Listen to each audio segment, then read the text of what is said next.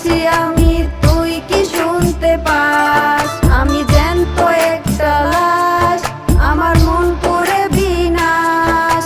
তোর কারণে পড়ছি আমি, তুই কি শুনতে পাস?